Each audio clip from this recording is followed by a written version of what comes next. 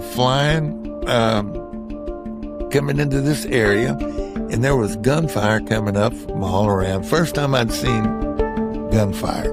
We go in, and I remember seeing a flash of their door gunner. As I go up, there's a big explosion just beneath me, and they had a midair collision.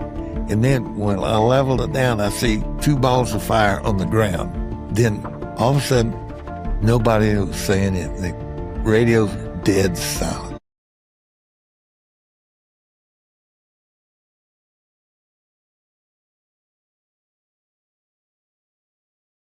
My name is Herman L. Peace Jr. My nickname is Butch.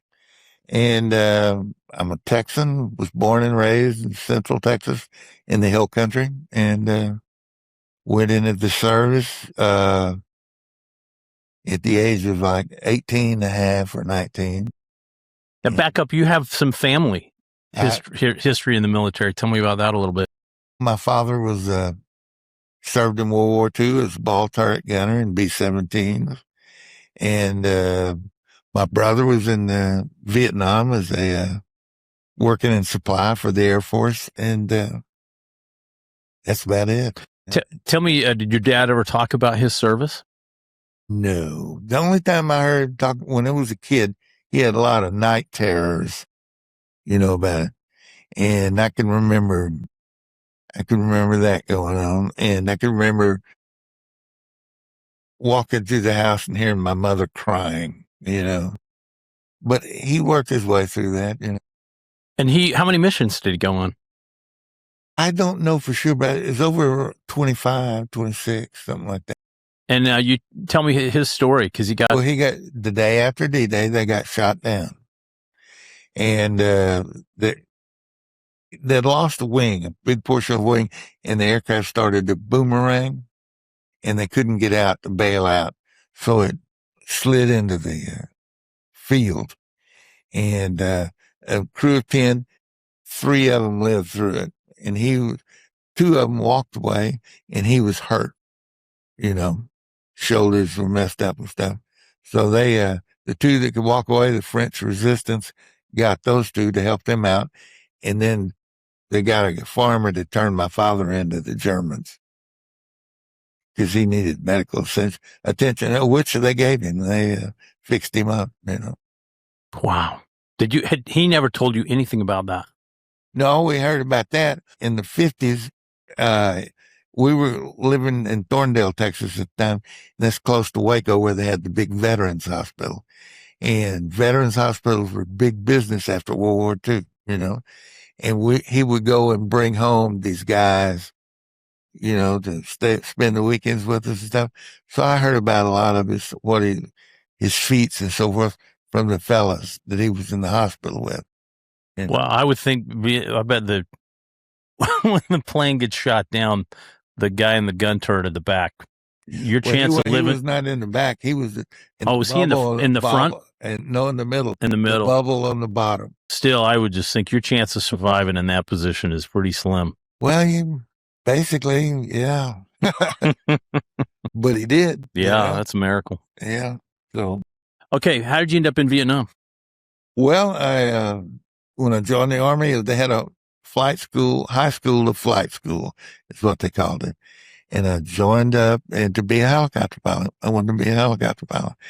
And because I don't know why, it just sounded like a cool thing to do, And so I went through flight school, and then they gave me no leave. I'd been in the Army over a year, and I was thinking I was going to get leave time because you earn 30 days a year, So I'd been in the Army like 15 months, and I was thinking, man, I'm going to get some leave, No, they gave me travel time from Savannah, Georgia to San Francisco, 7 days.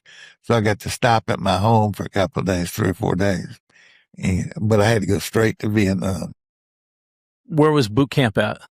Boot camp was at Fort Polk, Louisiana. And then. How was that? Not fun. Is it middle of summer? What time of year were you there? No, it was cold. It was cold. I was there in, It was in the wintertime or October, November, sometime like that. And you were 19 then? Yes. And what was when you enlisted, what was going on in the war? They were fighting the war. And I didn't know what was going on. I wasn't political. Listen, girls were my only consideration. But what made you enlist? Well, my father had been in the service, and I can remember as a little boy thinking, boy, I hope they have a war when I grow up, I don't know why anybody would come to that conclusion. But if you're 6 years old or whatever, it made sense. So that's why, because they had a war. And I was going to be a pilot. And it turned out to be a pilot, they didn't have an education requirement for us and so forth, but they had called the Army GT test, which is like an IQ test. IQ. And you had to have a minimum. So everybody who went to flight school was smart. They were firecrackers, everybody. There was no such thing as they didn't catch the joke. And they would come back with more. So it was the most wonderful. Flight school was 9 months. Took us 9 months. It was one of the most wonderful 9 months of my life. It was just the stuff, things they'd say and do, the meanness we get into. Not meanness, but all of the mischief was very imaginative. Like, for instance? Well, they'd have parties called Superman parties. That wear your t-shirt upside down, put your legs through the armholes and pull it over where you look like a Superman. Just junk like that, who knows? It made sense at the time, A lot of things make sense at the time. And one of the, I can't remember the exact things we did, They don't, the things we did in Vietnam stick with me, but. What was, what's the first helicopter they train you in? It's a Hiller, an OH-23 Hiller aircraft. And it's made in Canada. And it's good. It was a good bird. I mean, it taught me how to fly, The first time you went solo, what was that story? Oh, man, that was wonderful. I remember every second of that because we land and the instructor pilot gets out and starts tightening up the seat belts and stuff like that. And he hadn't, and he's talking to me on the mic switch on the cyclic. And he says, okay, I want you to take it around 3 times. Do it just like we talked about. And I went, holy smokes. And I pick it up to hover and I said, wow, I can do this, And I hover on down and I get cleared to take off and I'll take off and it just, you go through translational lift and you shutter, it comes up there. And all of a sudden, look left and right, I'm by myself. There ain't nobody here but me. Fly around traffic pattern, come in and land. Did that 3 times. And that was it. That was my introduction to the circus, At what point did you go, wow, did you feel like you were meant to do that? Fly the copter? What point did it feel just natural? It felt natural, basically, kind of when I started because I had a good sense of my body in space. The feeling of being in space and landing. And the helicopter also has now fixed wing. I flew fixed wing too, but fixed wing is different. You go forward and then come in and land. Whereas the helicopter requires both feet, both hands, and pretty soon you can pick it up and you hover, you can move, We used to joke around and tell these guys that if they took the skids off and put feet on it, I could build a nest. Because you are actually, it's like an exoskeleton or something. Right. It's a part of you, right? I never thought of it that way, but you nailed it because you become a part of it. Basically, it was like you put it on your back. You strapped it on your back. after it takes some getting used to, but once you get used to it, and then when I got into Vietnam, flying the Huey, the bigger aircraft and stuff, took a little bit of time to get it on with that. But once I was going to Vietnam, that was my baby, What was after the trainer? What's the next helicopter after that? The trainer. Then when I went to Fort Hunter Army Airfield, they put us in Hueys for instrument training, and then we finished out in Hueys. Flew the Hueys for the last 100 hours of training. And that was the D model? It was a B model and then a D. Describe those for me. Well, the B model is kind of the truncated version that does not have what they call hell holes, those openings in the back where the door gunner and crew chief are. And that's that. And then the D was stretched out, and that's where you had the door gunners, How was, were you treated? I know basic is a lot of yelling and, right, getting you in order. When you go to flight school for the helicopter, are you getting read the business from guys all the time, or is it different? No, it's different. No, it's different. They don't mess with you near as much because you got to be well rested. The idea is to train people to fly. And it's not, basic training was to train people to be a soldier and then train soldiers to be pilots. So it was easy. As a matter of fact, the last half when I went to Hunter Army Airfield, we had our bedroom, it's sort of like a suite, bathroom in the middle and 2 sinks and all that stuff. And then rooms with 2 single beds in there. And it was civilized, And we had good mess. We'd go to mess hall, Great mess hall did this and that. They didn't mess with us much at all. They wanted us to be able to fly. How many guys washed out? What was that process? Oh, I don't know percentage wise, but I could think of probably 10% of us didn't make it washed out. You kind of tell the guys that you thought were not going to make it, or was it a surprise to you? No, they didn't mostly they didn't want to make it. There was a lot of, I think there were people that just decided this ain't for me. They were the ones that went. And the whole time you're in school, do you know you're going to Vietnam? Well, when I started, no, I didn't know that. Excuse me. But once we're there and then they're talking about Vietnam. And one of the guys says, "What's all this Vietnam shit on?" And I said, "Well, that's where they plan on sending us, I guess." It's something that comes into focus. Guys teaching you, were they ex-Vietnam guys? Well, no, the initial instructor was a civilian, taught me how to fly. But then later at Hunter Army Airfield, they were military. Now, I had a guy for instruments that taught me. His name was Captain Blood.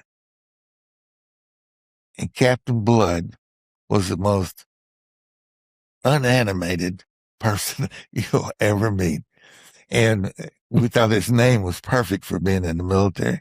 And one of the jokes was, we knew he felt pleasure because we saw him eat a candy bar once.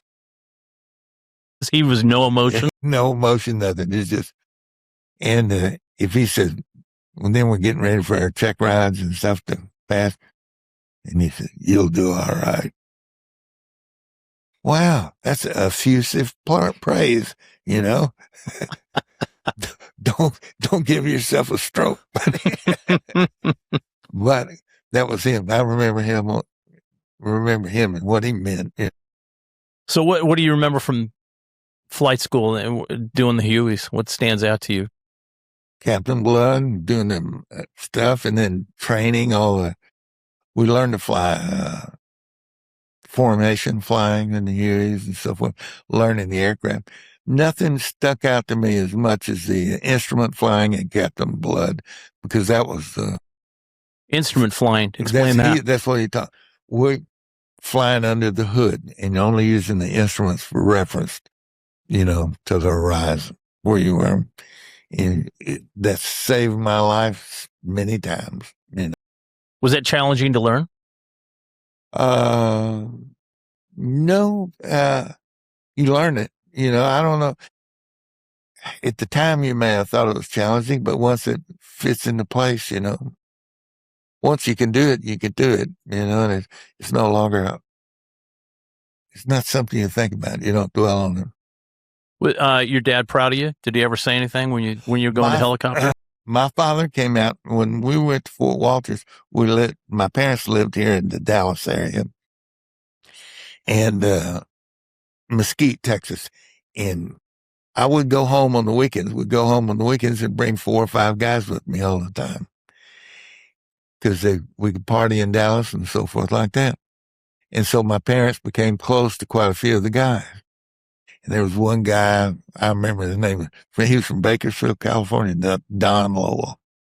And he'd come through the front door and walk into the kitchen with mother and he'd go, "Hey, Mom, what are we eating?"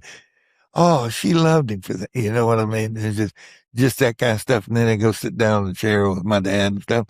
So at the end, he came and I don't know if I guess it was 5. Myself, and he pinned the wings on 5 of us and the bars. The first night you become warrant officer, pin the bars on us and stuff. He loved that. He loved I'll it. bet. Yeah. That's cool. My father was an Air Force reservist, a colonel in the reserves. So he put on his uniform and went and got a haircut to make sure he looked double sharp. Stuff. That's cool. Yeah. Shipping over to Vietnam. Well, I went to, like I said, we only had like 7 days to get from Hunter to San Francisco. Get over there. Oh, I was sitting in their place. Here I was. Now, where are you at now? I'm in San Francisco. And we're going to Vietnam. I'm sitting there in the lobby of this place. And I'm going to be a helicopter pilot in Vietnam. All of the import of all of this comes to me. And I'm going, holy shit. And this woman comes in with her husband who's a Spec 4. He was a clerk. He was wearing clerk type of clerk stuff. And she starts moaning and going, oh, she's trying to go. I look like I'm a little higher up the food chain than her husband. So she's trying to enlist my aid to help because they can't send him to Vietnam. Blah, blah, blah, blah, blah, blah. And trying to talk his way out of it. And I get to thinking to myself, my God, do you know who you're complaining about no shoes to a man with no feet. This part of the choir is not paying attention, lady. Go away. But I remember that was the weirdest thing. And did you fly over with pilots you trained with, or did you go over alone? No, there were several of us. So you knew guys that you went but it with. Depends on where you're going, Da Nang or Saigon right. and stuff. Where were you going originally? I went into Saigon first, and then they take you to a place called 90th Replacement, where then the great Og tells them where to send you, and they do this and whatever. And they told me I was going over to this place. Did you fly over commercial airline? Well, it was a Braniff aircraft, but it was contracted to the Army. Flew a commercial airline. Were you excited to go over there to ply your trade, or were you nervous? What was going on in your mind? I was nervous. I didn't know I was going. You're going into the unknown, What are you going to do? So, there was a lot of, that first month was, here I am, what am I going to do? And boy, you got every tentacle you got is activated. You're trying to sense your environment, So did you land at night? What time of day did you land? No, we landed in the daytime. And what was getting off the plane like? It was hot, just like, and the smells of humidity, And then we drove a bus through, rode in a bus through, Saigon, not Saigon, Tansanuk, going over to Benoit. And, the smells of, the klaxons, the horns, the traffic, and everybody. I'm going, my God. I latched onto, there was a black, sergeant major. Yeah. And this was like his 3rd tour. And he ended up getting a warrant officer as his valet. I was helping him with his bags and stuff, This is at the airport or something? No, this is going on the bus and go over to the place where we were going, because he knew what had gone on. And I was, like I said, I was on my listening tour, I was paying attention. So I hooked up to his star and really paid attention to what he had to say, because I was trying to spool up. And we get there, and then they send me off to one place. The first place I go to is I'm going to wait for another helicopter to come pick me up. And I'm sitting there talking to these mama sans hooch maids, Vietnamese. And at the time I was hands across the sea kind of guy, trying to, wanting to know about them and everything. And then they came and got me, and the aircraft Huey came in, and go put my stuff on that duffel bag on there. And these guys said, "Hey, welcome to the Robin Hoods." That was the unit I went to, the Robin Hoods. And I said, "Oh, okay, good. Whatever happens." And then we fly to Lac, and there it was in Lac. So when did they make the assignment as to what you were going to do? Was it not until you got to Vietnam? It wasn't until I got to Vietnam. I knew I was going to be a Huey pilot, but you could have been dust off or anything, right, at that point? Or I don't know if it. No, I don't know. Dust off. I wouldn't have been dust off, because they ended up going to an additional school. Okay. For another 4 or 5 weeks. Okay. So you land. So where did you end up then? Over there? I ended up at an assault helicopter company, the 173rd Robin Hoods, and why did they call them the Robin Hoods? You just pick a name. Okay. Pick a name. Some of them were, they were the crossbows. There was this, there was that. You just pick up a name. Oh, one of the reasons we lived in this rubber plantation, and they called the rubber plantation Sherwood Forest. So we were the Robin Hoods. And the first base, what was it like? It was a good place. I mean, we had a decent living quarters, and it was kind of horseshoe shaped, and we lived in the middle. There was great big spools, wire. Yeah, around the outside, in the middle there. Oh yeah, and we all sat around there, and that's where. And then a volleyball court, which we played volleyball for blood, trying to kill each other. So, do you remember landing in the helicopter on that base, and what went through your mind? They told me the guys who flew me in, they said, "See that building? Yep, go there. They're waiting on you." I wasn't assimilating anything from the base. I was just going to that building, and I met this sergeant who was bald-headed, little tubby guy. And, "Oh, you're Mr. Peace, blah, blah, blah," and all that stuff. And that was what I got, And then they assigned me stuff, where I was going. Somebody came and got me and says, "This will be where you sleep," and all that stuff. What was the sleeping quarters? Well, it was a little tiny room, that had bunk beds, one on top of the other. And then the front portion of the living quarters was kind of like a cubicle, little living room area. It had a couch and a TV. We had TV, black and white, Armed Forces television.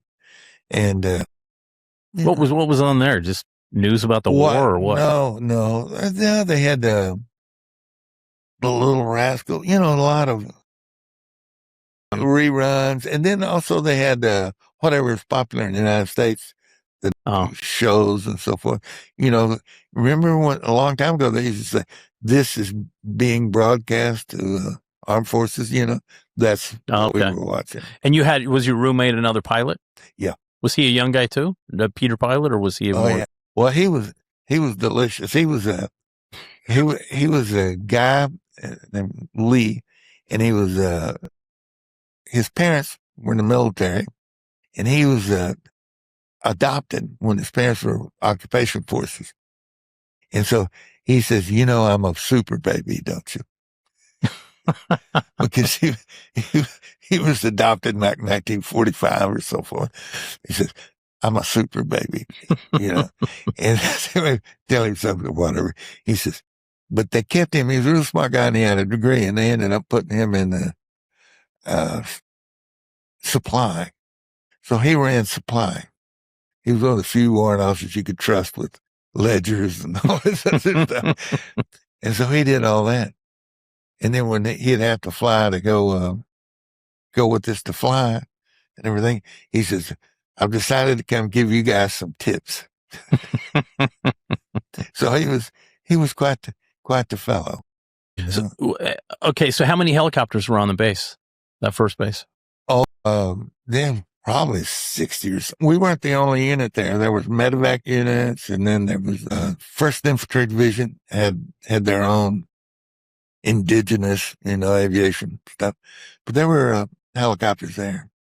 When were you initiated to the getting shelled at night? Were they doing that at that camp? Well, about the 2nd or 3rd night, we got rocketed. We received a raw lot of rockets. They call the place Rocket City because we got rocketed all the time. And, that was. Describe that for somebody that doesn't know what that is. It's a kind of a thump. You hear this thump. When the impact is different than like outgoing. You can tell outgoing is the firing of outgoing round. Well, the impact is different. It's a thump, and it depends if it lands close to you, it tears everything up around you. And, however, if it's at the distance, you can thump, And you had a bunker you were supposed to go in? Yeah, yeah. Would you get much warning? When you heard the thump. That was it. Well, what was your first impression of that? Were you prepared for that? Or no, nobody. Hey, who is? Yeah. Nobody's prepared for. However, it happens so much that pretty soon you get so tired, like at night, you're tired, you have to sleep, you do this, you do that. Pretty soon just, it's like, take me, Lord. Whatever, if it's going to hit me, it's going to hit me. And it's just, that's kind of what it was. First assignment, first time you flew? Well, the first time I flew over there, take me up on a check ride first to check and see what it is and show me the things that they want. This unit does particularly different.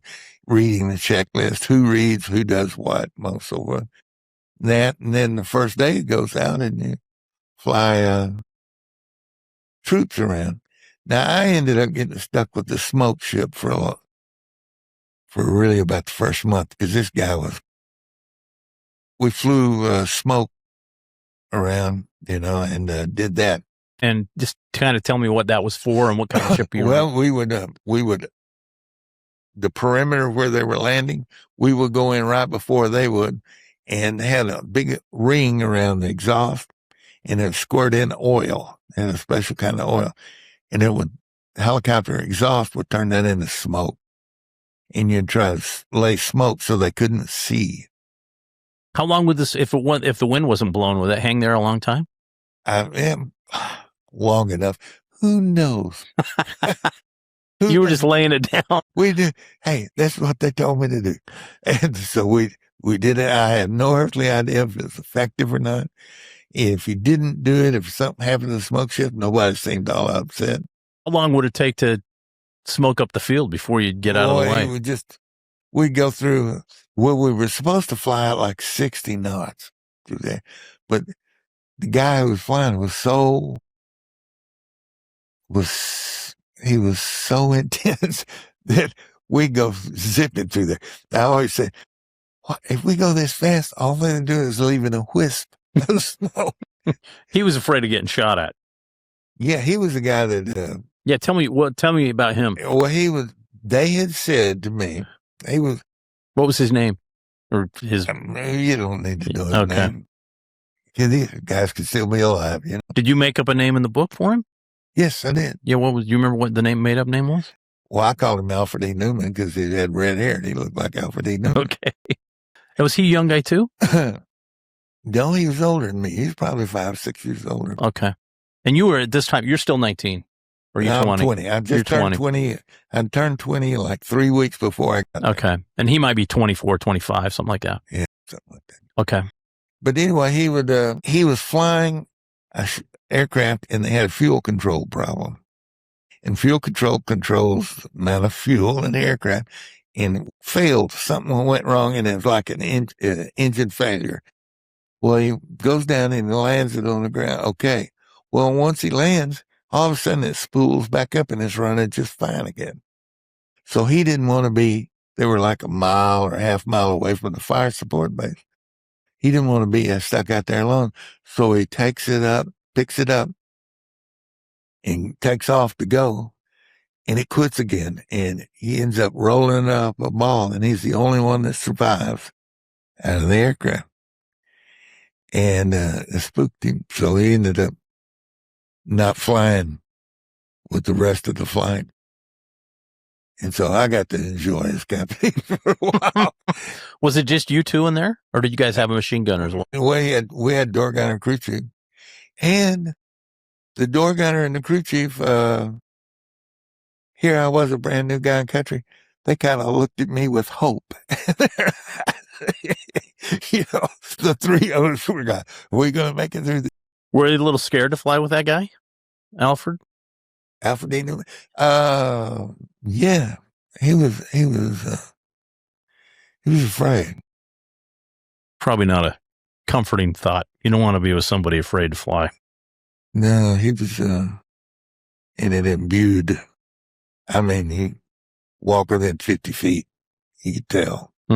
And, but we did all right. There were certain things I could ameliorate his behavior, whatever. And were you flying every day, basically? No, every other day, maybe two out of three, those kind of days. Yeah. The first time you went out, what was that like when you really flew? Well, that was picking up passengers, going to fire support base, getting loaded up with soldiers, and flying out, and then seeing the artillery prep and all that, and going in and landing and dropping them off and so forth. And the coordination of the door gunner and crew chief, when you go into land, these guys clear left, clear right, they're your eyes back behind you. And the relationship you build with them, So, okay, on the copter, you have the crew chief, you have the door gunner, right, the co-pilot, right, and then the commanding aircraft commander. Describe the roles of each of those guys. Well, the aircraft commander was in charge of the aircraft, just the flying of it. He decided the Peter pilot, that's what they call it, the co-pilot. Peter pilot, he was reading checklists and doing whatever and would fly when the aircraft commander would let him and so forth. The crew chief was responsible for the aircraft. He's the one that did the maintenance on it, the minor maintenance, and checked it all out and so forth. The door gunner was in charge of the machine guns, making sure they were good to go and had the ammo and so forth.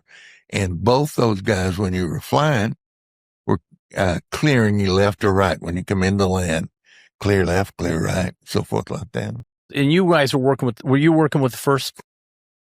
We were hauling 1st Infantry Division troops, but we also hauled 25th Infantry Division guys and the 9th Infantry Division guys. And how far out would you go? What's the furthest you'd go from your? Not more than 30, 50, 40 miles and so forth. And how often were you getting shot at?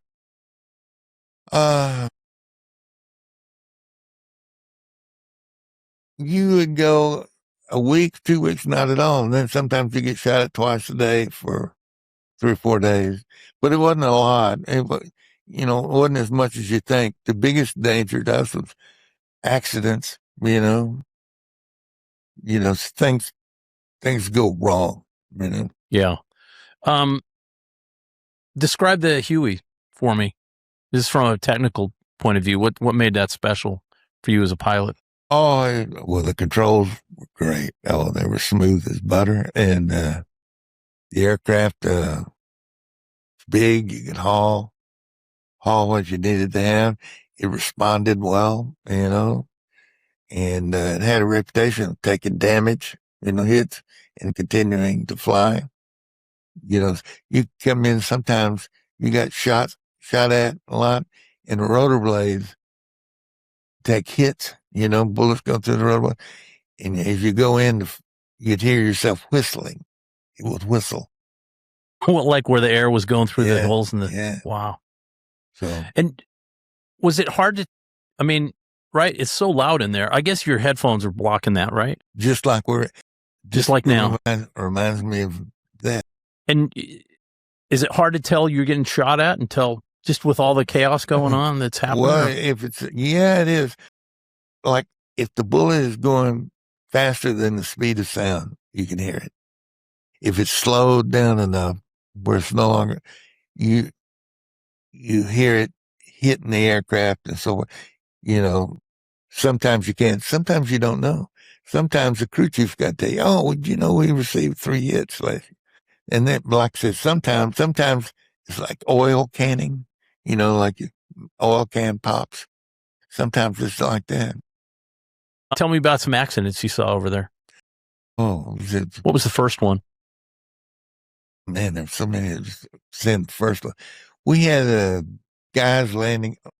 We had a flight landing, and they were in trail formation, one behind the other, and they were landing on a road. And it was dry season. It was very dusty, so they kind of went IFR, the dust. And the number 5 helicopter landed between number 3 and 4. And so it tore up all 3 helicopters and so forth, rolled over on its side and so forth like that. But nobody was killed. But it was this guy, like he's 6'4" or whatever. He got thrown out of the aircraft and was unconscious. So they said, take him to the doctor's. It was about 10 miles away. So they put him on the aircraft, and he's out. And so my door gunner and crew chief, no, they weren't mine. I was a Peter Powell on this. Door gunner and crew chief were little guys, and this 6'4" guy, we're going halfway there. He comes to, and the last thought he had was the thought he woke up with. I'm getting away from this helicopter, So he was fighting, trying to get out of the helicopter.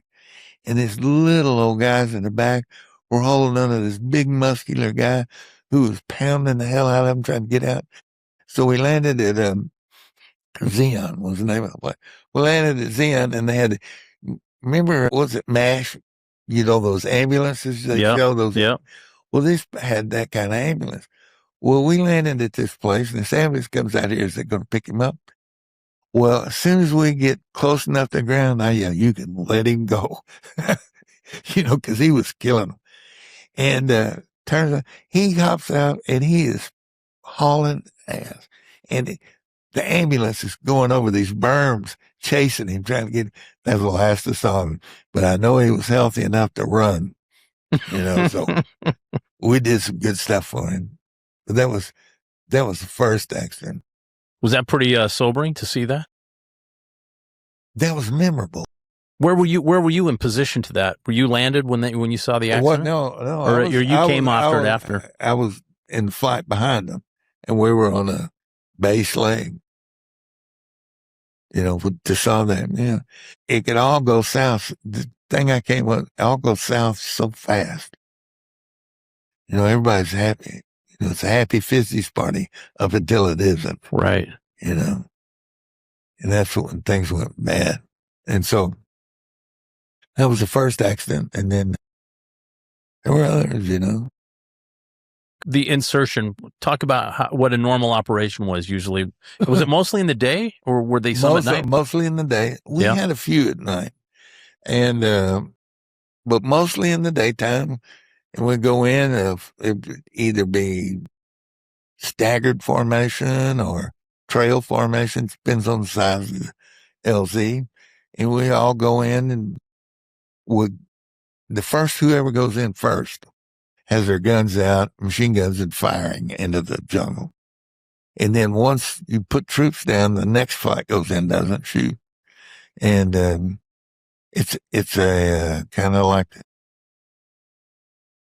choreographed.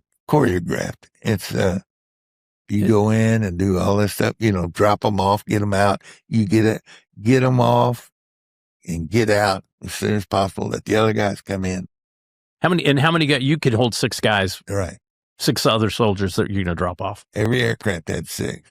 And then would you go pick them up as well at times? And yeah, sometimes we'd do what they call eagle flights.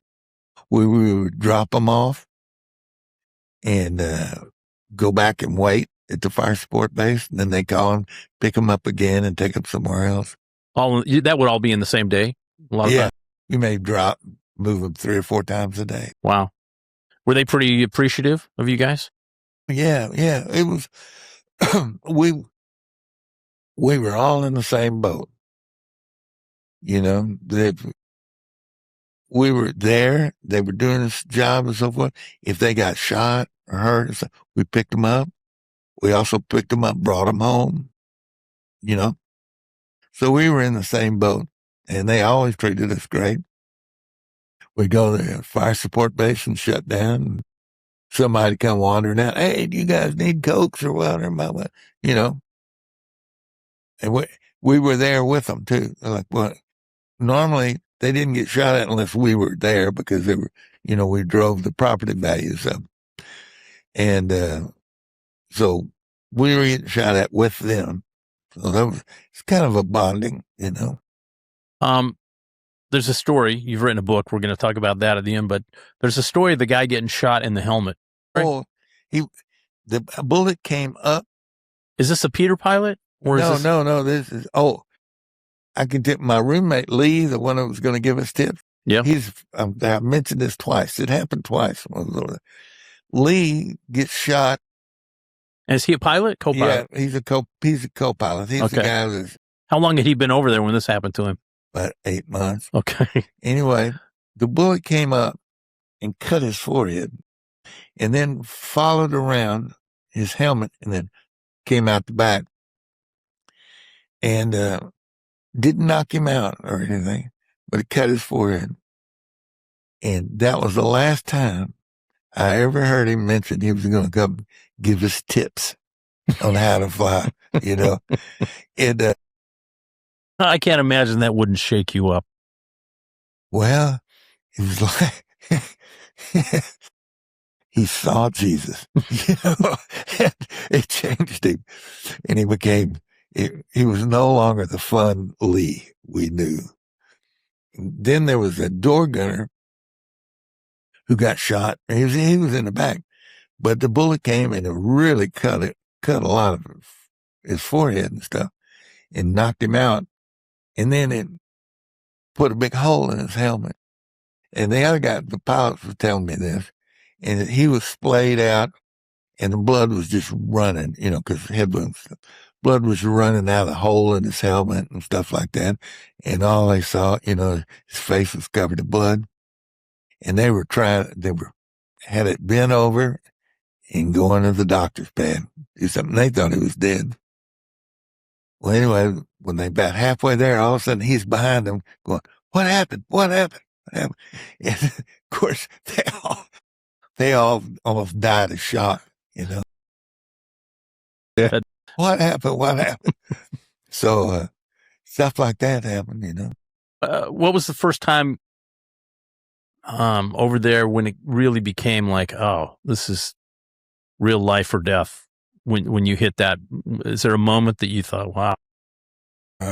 Well, when I got there, after I was there about 3 or 4 weeks, maybe 3, there was a night mission, and it was a big deal. You know, the fire support base was getting overrun and blah, blah, blah, and they were going to go. You know, we really mean it this time. So they were going, well, for some reason, I don't know why, I was in the middle of the 1st Infantry Division headquarters. I was just scared to death, you know, and had my pistol, put my shoulder holster on, had my pistol. Now, I don't know what I would have done with that pistol. And if we got attacked by somebody, they'd have to swim through 12,000 trained infantry soldiers to get to me. But I was scared. But the fact that I got scared also made me realize, hey, I got to conquer this. Because, you know, I was not thinking right. said, if I want to get through this and go home, this is my number one priority, is figure out how to not be afraid. It's okay to be afraid afterwards, but not during, because you got to make the right decision. And so there was a lot of those accidents, I think were made out of fear, choices and stuff. But after that was when I realized this is for the whole enchilada. It was not like mama was going to spank you for doing something. This is like they're going to kill you. So that drove it home. And I think it was good for me initially to have that so soon, have that experience so soon, because other guys had to come through to it later. How long were you a Peter pilot? When did the man? I was a Peter pilot for 3.5 months, 4 months. And you had the story of the the guys that didn't like you very well because you were a little irreverent and they were lifers. They were not lifers. They were real. We call them RLOs, real live officers, lieutenants.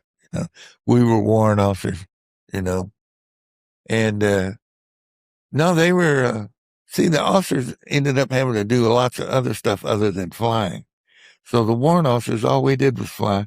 So we kind of moved past them in the picking out who's going to do this. So we became aircraft commanders faster than they did because they had other duties. Yeah, they had a lot of other duties. Yeah. And so forth. So they didn't like that.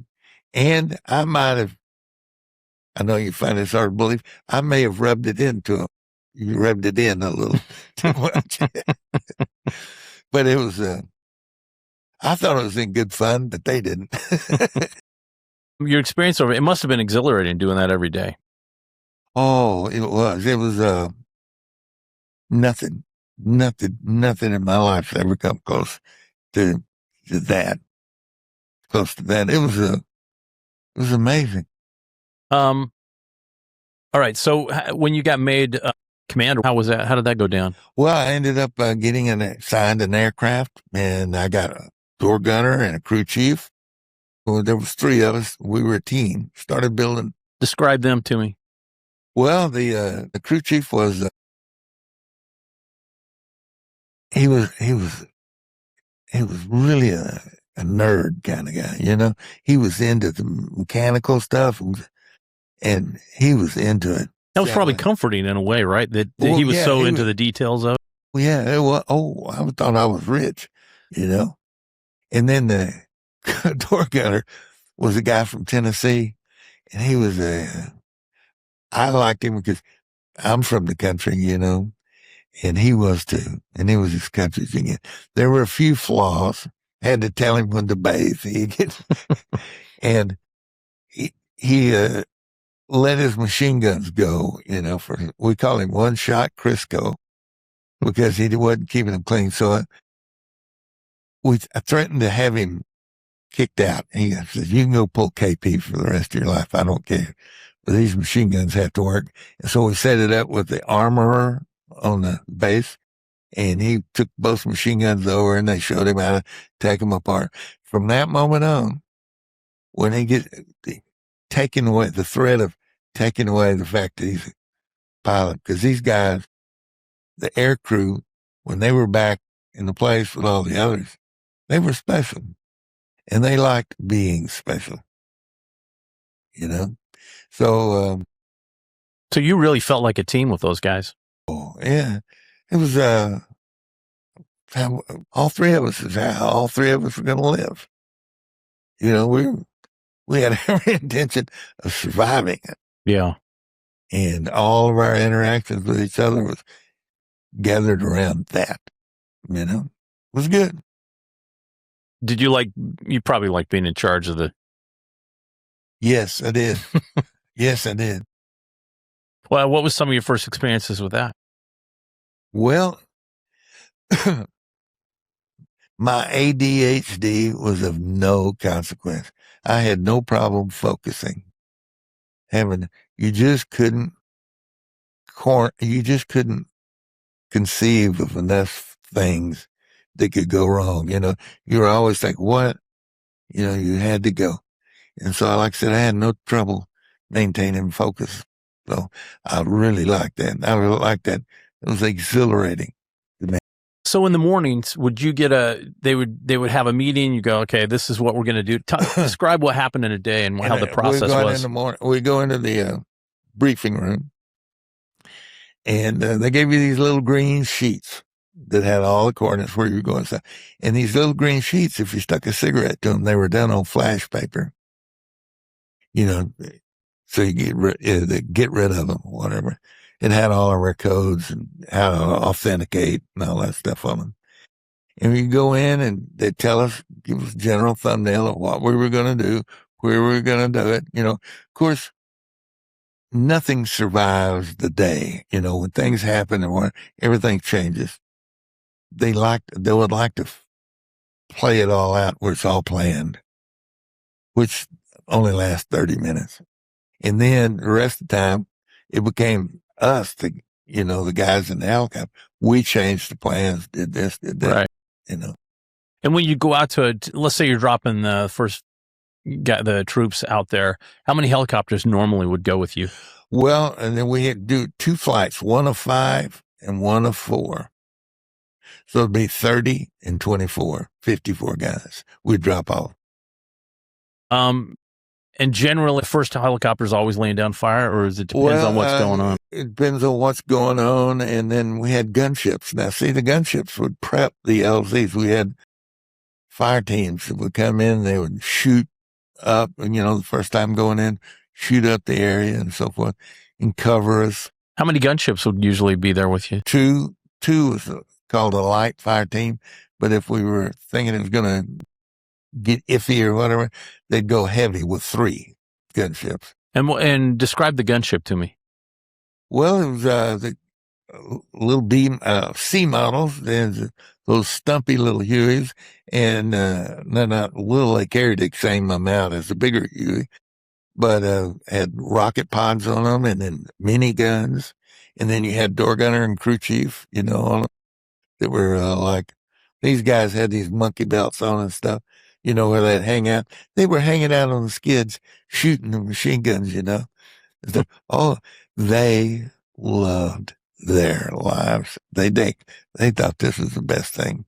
So they were something out of a movie, that stuff. They were making their own movie, they were, yes. And they loved it. And if they threatened to take it away from them, we do always joke. One of my friends said, if I wanted to, I could have them show up wearing tutus because they did not want to lose their job. So at some point you got made the lead guy going out there. Yeah, because we had a midair at night. Well, we were flying, coming into this area, and there was gunfire coming up from all around. First time I'd seen gunfire from the tracers. Tracers. And there was gunfire, and there was other aircraft shooting down and all this other stuff.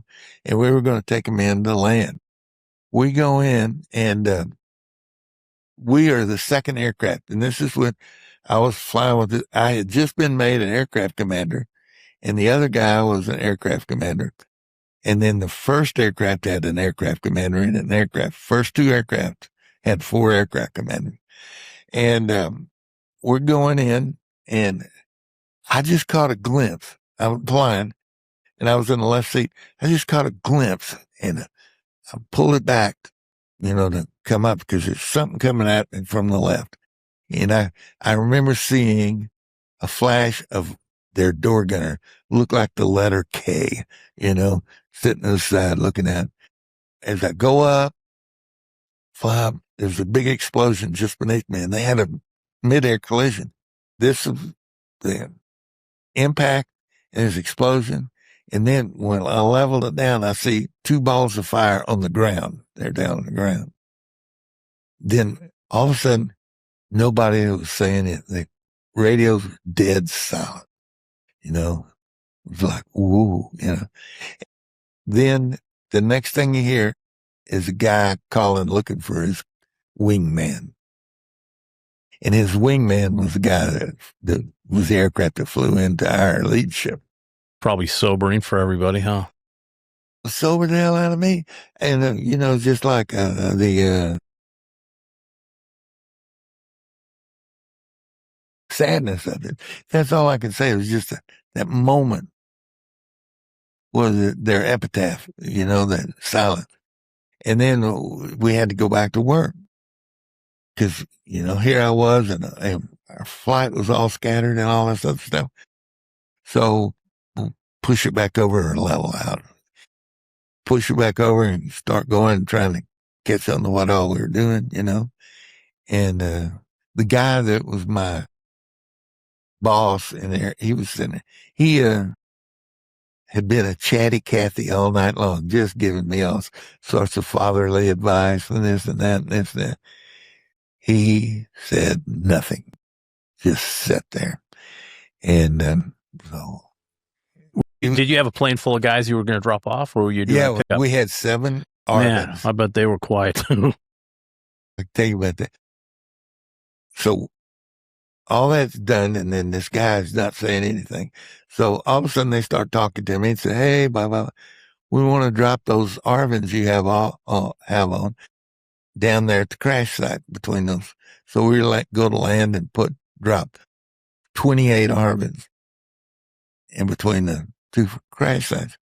And what was the funniest thing is they must have had a radio.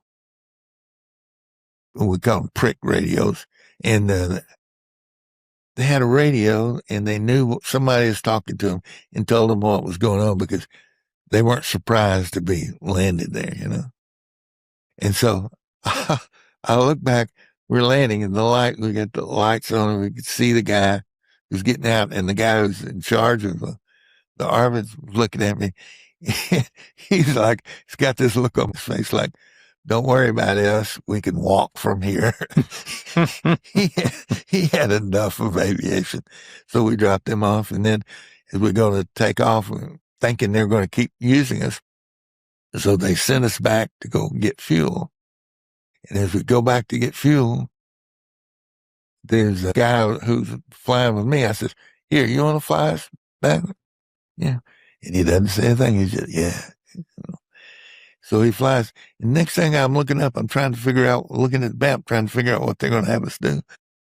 And he's making an approach to the fuel blivet. They got these big fuel blivets that have a red light on top of them. I go, "My God, what are you doing?" And we veer off to the right. Now, this is the first time that anybody behind us had said anything all night long. They're screaming, "What are you doing? What are you doing?" The guys in the back behind us. I said, "Nothing, we're just landing." So we landed and started fueling up. And then they told us, "Go ahead, get your fuel and go land when y'all are finished for the night." So that was it. And then the next day, then it comes, "Well, we're going to put you in charge of the flight." So, okay. Wow. Did they have some kind of service for those guys or nothing? Yes, we had a service, and the chaplain, said a few things, but the truth is,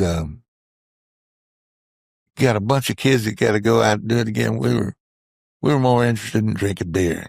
Yeah, because you couldn't think about it too long because the chaplain took it serious, but and we did too. But let's don't dwell on it. Yeah, because that's going to interfere with you.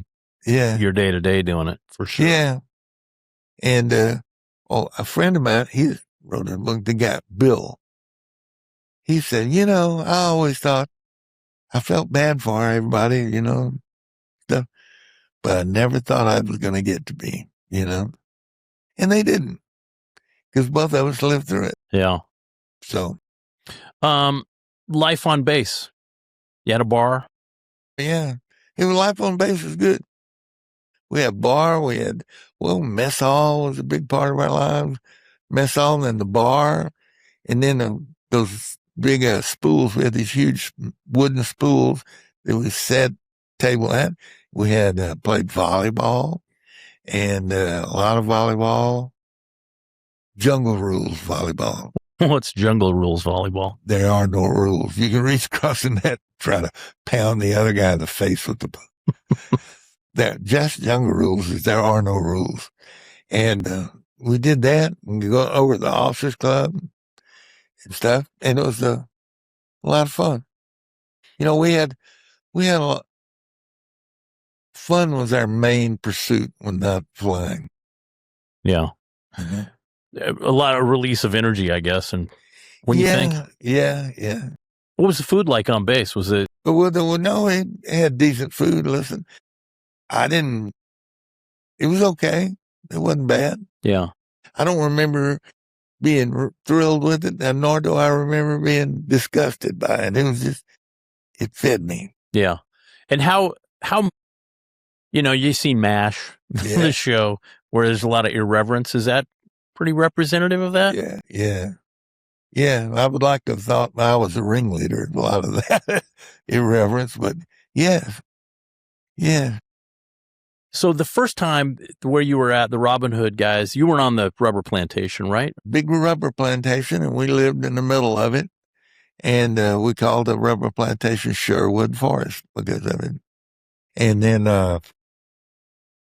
it was just big old tall trees. How tall? Oh, they were huge. They were the only trees I've seen bigger were sequoias in California. These are big old trees. And you had one experience where the helicopter. Tell me that the helicopter that crashed. There was a helicopter that was sling loading a teeter-totter.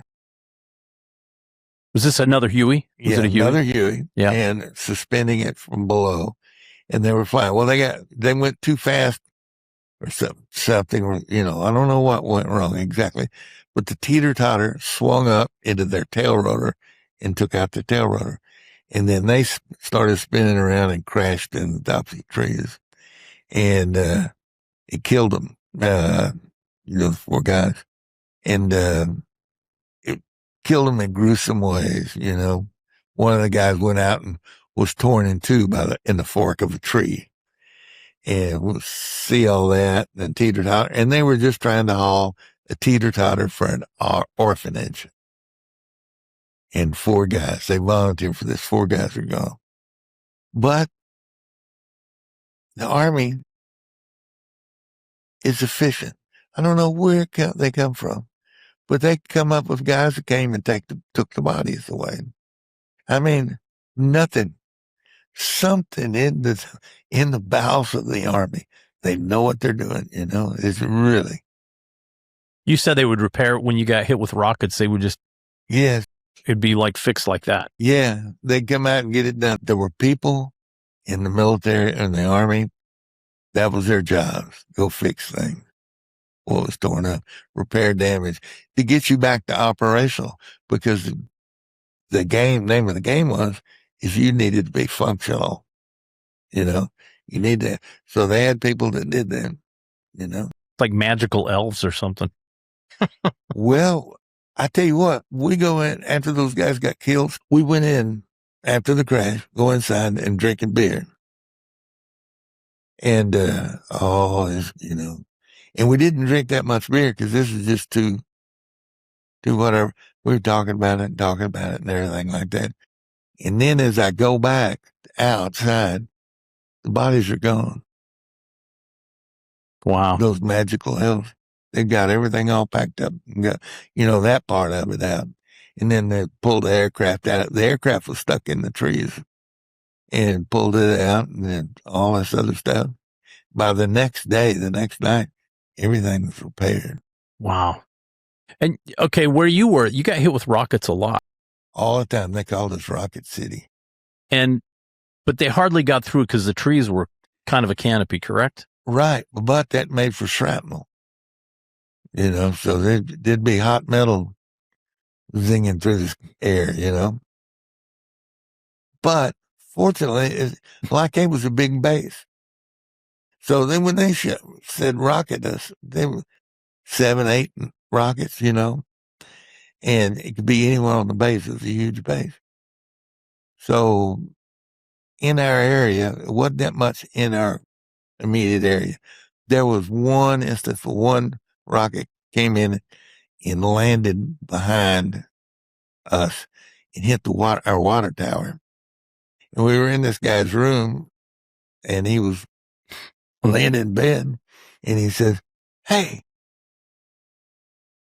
get me a beer." Saying it to everybody. Somebody had me a beer. And there was a unanimous, like, F you, get your own beer. So he gets up out of the bed and he goes to the refrigerator to get a beer. He gets the beer. And when that happens, boom, the lights go out, the rocket lands and all this other stuff. We finally get some lights, flashlights and stuff. And while he was up out of his bed, a big old hunk of shrapnel comes through the wall, cuts his pillow, cuts down the sheet, and buries itself in a bunch of hot rod magazines in a bookcase. And then he spends a lot of his time drunk saying, "Get me a beer." "Oh, never mind, I'll get it." That became his shtick, So, and I think he drank a lot of beer just so he could say, "Get me another beer," But then that was just part of it, When you would go out for the day, how long would you go? We'd come back sometimes at 1:00 in the afternoon, or sometimes late. It didn't matter. We'd take off early morning. One of the funny things, we lived this rubber plantation, and here we were in Vietnam, the jungle. And I remember one of the guys, we were sitting out in front of our aircraft, getting everything done, getting ready to take off and stuff. He says, "I'm disappointed." I said, "What?" "I don't hear." I says, "Hear what?" He says, "I don't hear any monkeys." And he said, like in the jungle movies and stuff. He said, "You'd think you'd hear monkeys."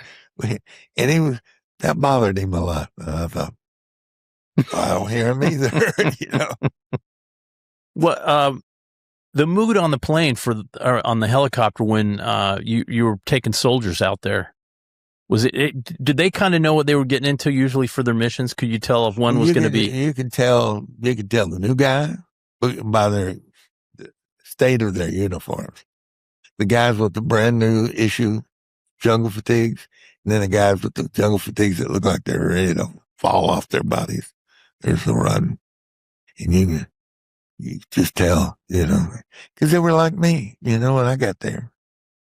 And the best thing we would do, I'd look back and watch him get in and make sure everything's right, And there was some guy who was scared. Well, normally it'd be like an 18-year-old kid, just scared to death. I'd look at him and smile and, "Hey, how you doing?"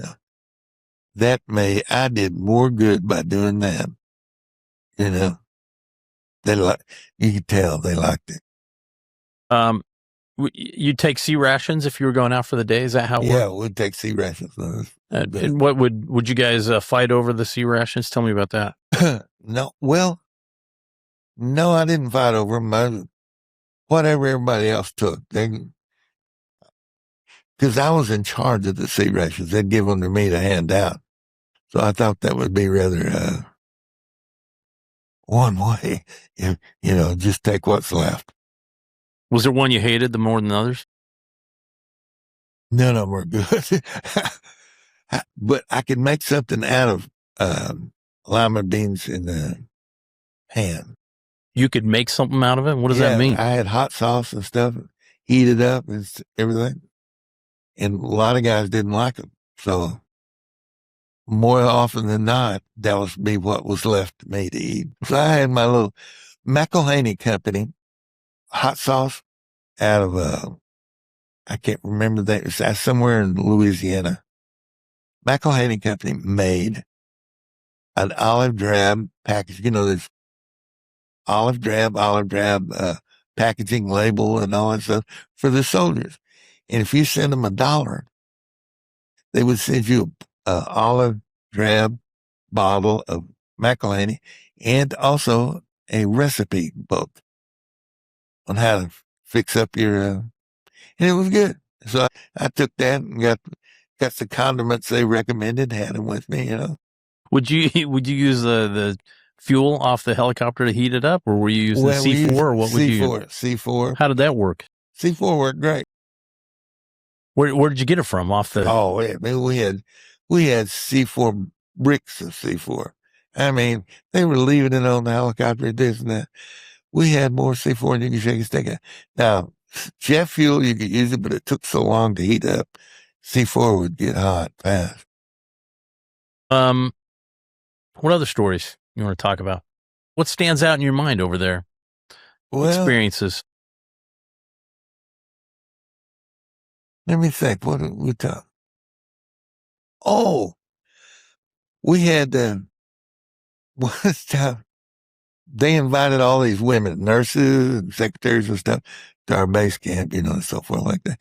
And these ladies would come because a bunch of young guys, helicopter pilots and all this stuff was a party, and we would get a band, and all this other stuff. But there never was as many women as there were guys. So that was always a recipe for somebody getting drunk and acting like an ass, of which we were very good at. And so my friend and I, Billy D, the guy I told you about, he would go out and say, "What's this?" And come back from the bar. And I said, "What?" He says, "You see those women up there?" I said, "Yeah." He says, "I went out and stood next to them and farted." I said, "Well, you did what?" He said, "What?" Well, evidently these girls didn't notice because they seemed like happy. They were talking. The other guys were chatting them up. Nothing happened. And I said, "That doesn't seem like it worked, Billy." He said, "Wait a minute." So he started eating the eggs. So the bar eggs, pickled eggs. And that's how we spent our evening, trying to get them to notice that way. And so then when they came back the next time, they had already met some of the other guys. And I sat there, I said, "Bill, do you realize these women are coming over to see these guys and stuff?" And I said, "Guess who they're not coming over to see?" "You or me." I said, "We need to change our behavior, buddy." So he did. But Bill, he's another pilot. He's the other pilot, Billy D. And he was from Waco, Texas. Billy D was crazy, like egg farts and all this other stuff, doing all that stuff. It ended up being my roommate when I came back from Vietnam. And we had an apartment in Fort Worth. And on a Thursday, he goes off somewhere. He goes out on a date, or I don't know what it was.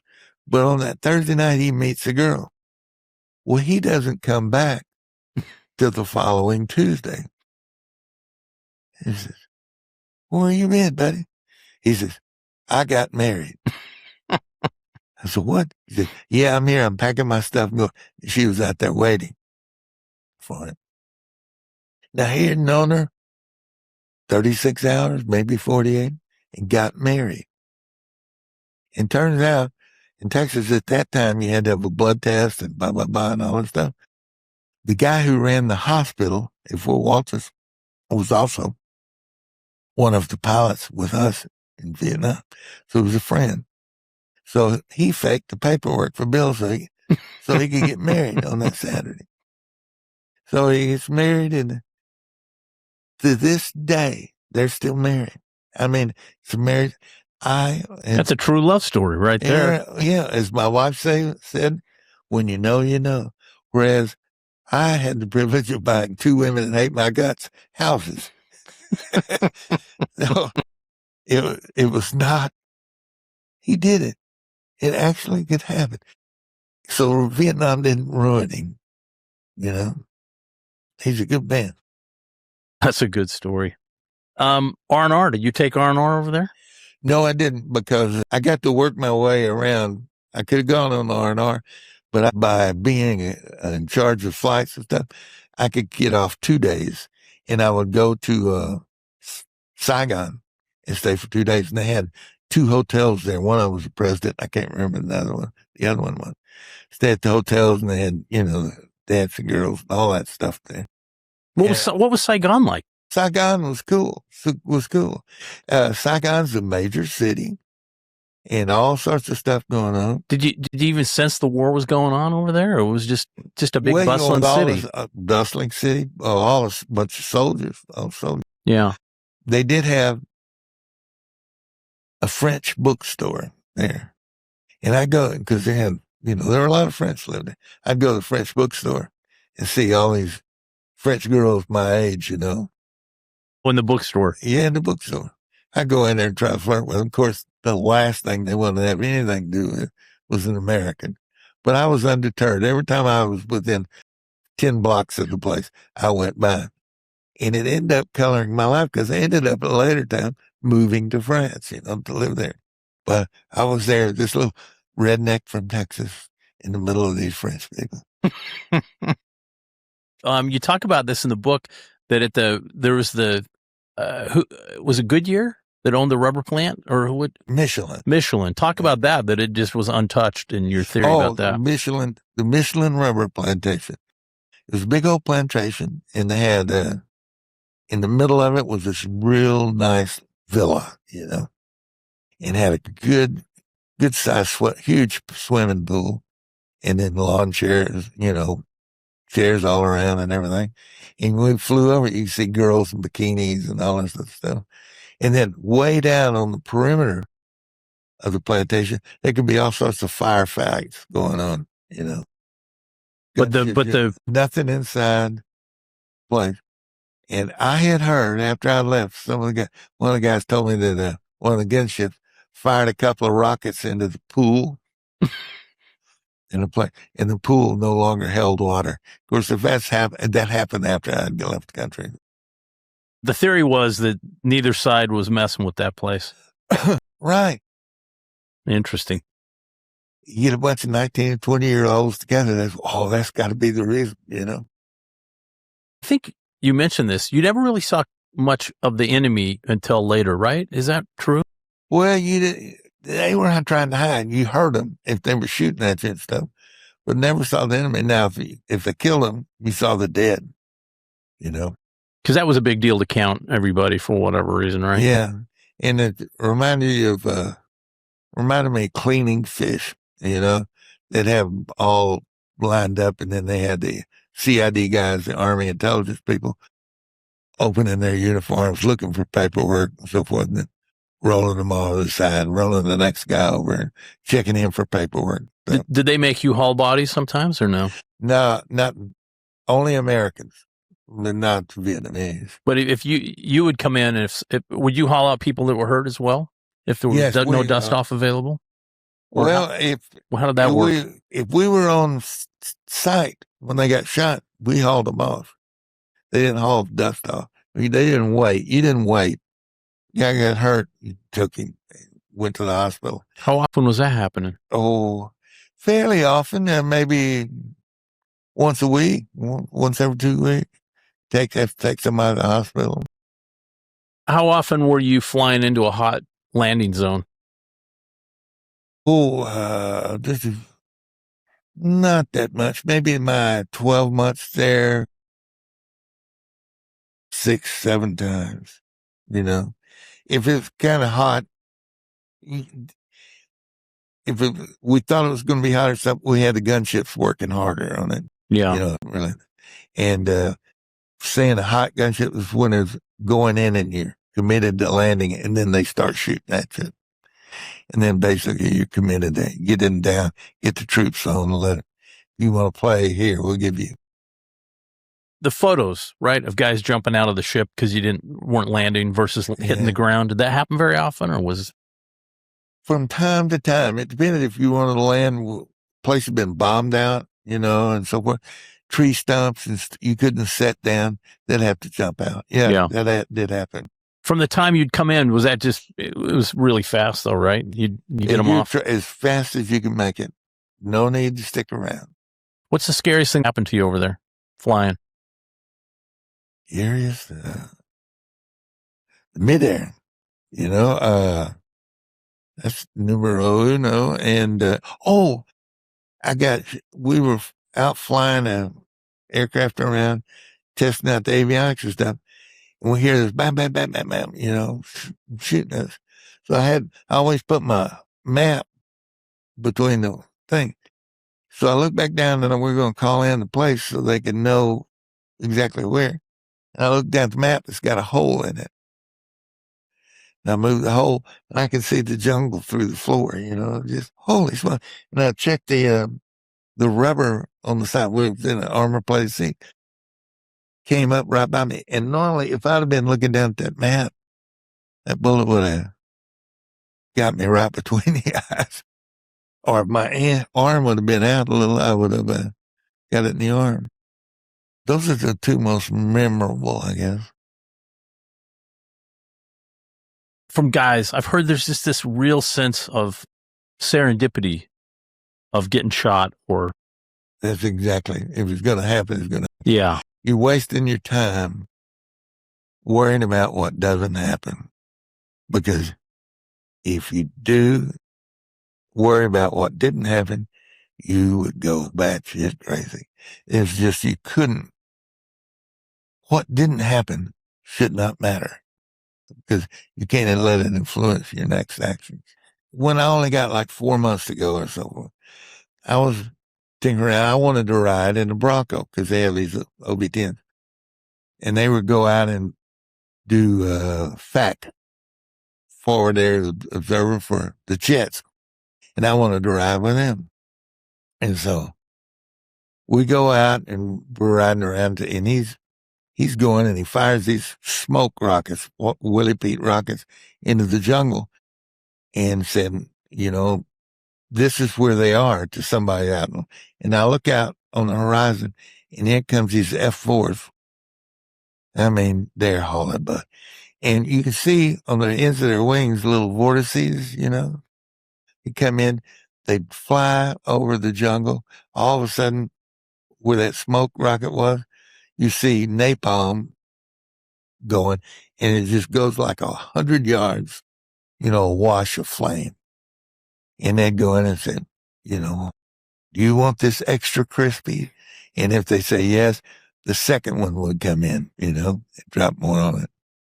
And they would go, we watch that do. And that was interesting to me because they were getting intel from all sorts of different people where there were 50s. Now 50s were our, nemesis. Did that happen later? What? Or the 50s, were they out there the whole time? Or they? The 50s were there, but that was the Air Force and the Army's job. They coordinated, let's get rid of those 50s because helicopter couldn't get away from a 50. What? Watching all that going on and stuff, I was amazed because it made me realize it wasn't just the Army that, when they needed to perform, the Air Force was there in concert too. And they would do all that. So I went to fly with these guys. Well, these guys were the antithesis of what we were. They were all Dudley do-rights, Everything was tailored. They looked so good, all this other stuff. And we get in and expected them to salute the aircraft when they got in. But anyway, I get in the back. He's telling me what to do and all this other stuff. And there's a pin between your legs. You get a pull that arms the ejection seat. And if the ejection seat goes, both of you go. It doesn't eject, it's one exit. Both of you go. So we go out and we're flying around watching this stuff. And so we finished and he's messing around. He said, oh, watch it. He's doing this diving and pulling some energies. And he says something and I go, oh, okay, and keeps doing it. All of a sudden it dawned on me. He's trying to, make me gray out, white out, And so finally he does it. I'm just come to. So we going back because once he'd done that to me, he was all over with. He wanted to go back. That was like the purpose of the trip. So we go back and we're coming in and he says, all right, put that pin back in the thing. And, in the seat. I said, okay, I can't get it. I can't get it. He said, what? He says, I can't get it in there. Then he says, don't worry about it. Don't worry about it. We'll get it. I said, oh, no, I'll get it. I'll get it no matter what. It goes on. And so finally, we come in, we had landed, and there's a guy out there, my maintenance guy's out there going to come and put the pin in and all that stuff. Well, the truth is when he first told me I'd put the pin in, but I figured that asshole, So I got to please him for a few minutes of the flight, at the end. So you noticed the total difference between the Air Force mindset and you guys flying helicopters. Well, their mindset was, yeah, maybe, but we're all on the same team. Yeah. I never thought of anything other. I'm sure their culture was a little different, though. Their culture was different. Mainly in their culture, we were scum. Because you guys were Army guys? Yeah. Is that what it was? Yeah. But in the Battle of Midway, those Navy pilots, fewer of the Navy pilots made it out. The kamikazes had a better rate of return. Those guys all died. Like out of 100 aircraft, 94 were lost. And they did it day in, they did it as the day follows, knowing the first other flight of aircraft weren't coming back. So it doesn't matter the branch of the service. They're doing their job. The rest is good humored. Yeah. Did you enjoy flying in that OV-10 then? I loved it. And it gave me I wanted to do some more flying, in a fixed wing. I didn't go in the OV-10 anymore, but at another time in my life, I was taking up fixed wing, And also the Army ended up sending me to fixed wing school. I ended up being an A. What would you fly for the Army then? Well, I was in the reserves. Our unit got a U-8D. So I ended up going to flight school to fly it. How was that? What did you like flying more, the helicopter or the airplane? Well, the helicopter. The helicopter is an extension of me. The airplane was more like, we had a saying about the Air Force and the helicopters was that I'd much rather screw my way around the world than blow my way around the world. So when you get used to the helicopter, it was good. And I never flew fixed wing enough to get that same feeling. Yeah. It was good. Now later, up to the time I was diagnosed with cancer, I was starting to learning to fly sailplanes. I thought that would be great to do. Then I got diagnosed with cancer, so that stopped that. But I thought that would be the ultimate flying. Sailplane being a glider? Is that what you mean? Yeah. Yeah. How many times did you fly those before you? 20, 30. And that was really quiet and now you're kind of now you kind of have to be one with that plane a little more, right? You're not going to power your way out of it. I never got there, but I wanted to. And Steve McQueen movie a long time ago where it shows him flying a sailplane with classical music playing or whatever. Anyway, I wanted to do that because they are quiet. They just wish. And when you fly, you've got to figure out that most of your flying is trying to figure out how you can get higher, catch a thermal. Right. The barber at the base. Oh yeah, we had a barber. There was a little village over across the runway called Bencat, a little tiny village, and they had a barber there that was VC. No one suspected, and he was helping the VC at night. And they would drop these bombs that had like 36-hour delay fuses on them. Who would drop the bombs? The Americans? The Air Force would drop these bombs. Okay. And they'd have like 36-hour delay fuses. And they dropped the bombs, and all of a sudden, we no longer had a barber because they brought back a bomb to Bencat, the village there. Our barber was part of the group bringing the bomb back, and it exploded on him. We had to wait to get another barber. But what were they doing? They were taking the bombs, thinking they were gonna go use them. That's exactly what they always did. They would go whatever an area was bombed. There may be a percentage of the bombs that didn't blow.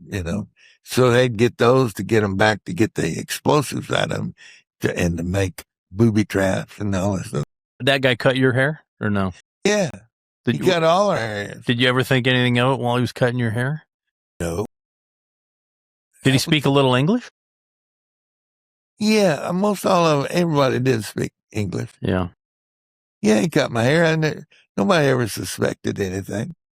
I guess you just never knew. And then from that, then after that, we said maybe we ought to go in Paris. So somebody have a gun out while you get here, watch it. Yeah, you didn't know. Talk about the chicken plate, what that is. Well, chicken plates, one over our chest. We kept a chicken plate. It was like a resin woven in there, and it had porcelain, like ceramic, thick on the outside of it. And when a bullet hit it, it would knock out like a 2-inch. The bullet would expend a lot of energy, knocking a 2-inch hole in all that porcelain. And then the resin would catch the bullet, keep it from hitting it. And so we carried those. We wore those. Yeah, everybody did. Yeah. Did the guys in the back wear them too, or just the pilots? Yeah, no, everybody did. Everybody wore them. Yeah. And then the pilots had shielding on the side of the seat? Well, we had bulletproof seats underneath and the side. We had little wing things we pulled out the back, everything. How much ammo would you carry on there? Like if for the gunners? I don't know the number. I think they might have like 1,500 a gun. Oh, so they got a fair amount. Yeah. The first time seeing the dead enemy. It's kind of a nothing burger. That was a nothing burger? Yeah. Seeing a dead American, When was that first time? Well, when I picked up 3 LRPs that got drowned.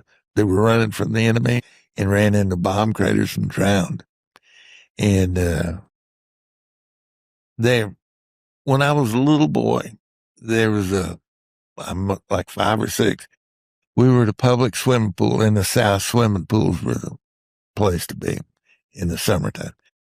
There's a little boy that drowned, and I can remember his mother come running out from around the building. He was all blue. They're trying to revive him and she was so distraught. Mucus was running out of her nose, mouth. She was like, my God, this woman's in pain. And, it's understandable, but you don't, unless you've seen it, And I remember these guys in the back of my aircraft dead.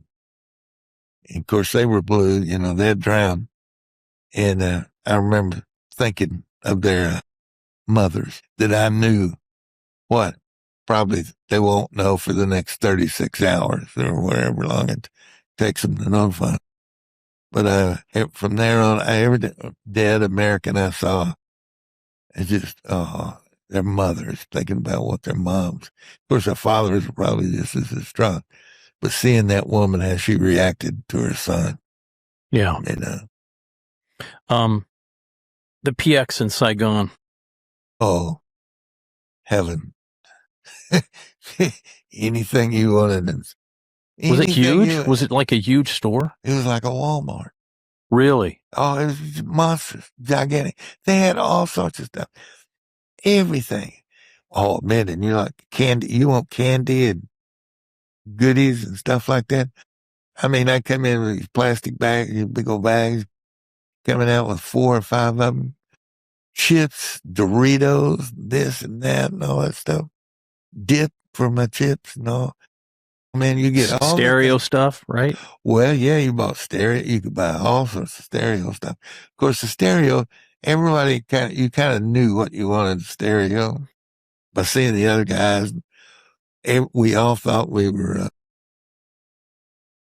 hi-fi aficionados, and everybody talk, oh, you don't want this, you want this, and, So back in your place, you'd have a stereo set up? Yeah, all of us had a stereo, reel to reel. Really? Yeah, everybody had reel to reel. But you go to the PX and you order those things. I bought my car. I bought a Pontiac 1970 Pontiac GTO. PX? At the PX, and had it waiting for me when I got back to the States. Wow. I didn't know that was a thing you could do. Yes. That is wild. Yes, it was. They knew when I was going to arrive. I bought it, got it at a cheap price, and took me to the Pontiac dealer. And it was the first day, second day I was home all day. My mother drove me out to the Pontiac dealership.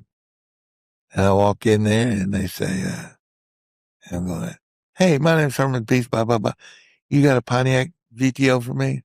Oh, we sure do. Boy, everybody pat me on the back and, well, because I was Vietnam, not because I bought the car.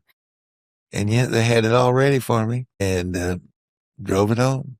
I bought my Pontiac GTO there. That's very American to have that set up like that. That's so great.